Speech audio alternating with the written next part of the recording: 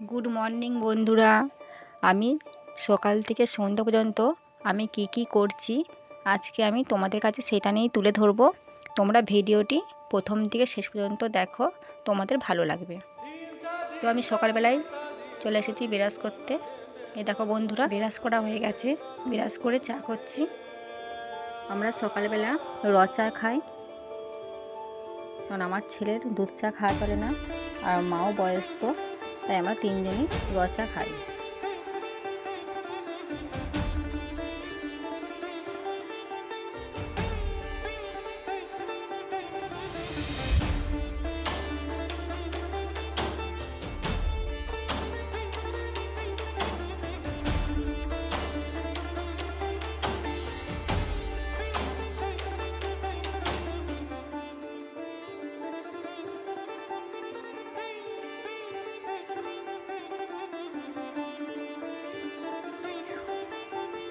চা করা হয়ে গেছে, আমার ছেলেকে আর মাকে দিয়ে দিয়েছি, দিয়ে আমি চা খেতে বসে পড়েছি।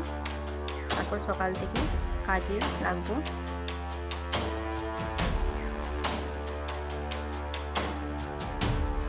আমি সকাল থেকে পড়াটা মেলে আছি, সে শোয়ার আগে পর্যন্ত আমি আগে রাত্রের পড়াটা করি, বাসনগুলো ধুয়ে নিচ্ছি।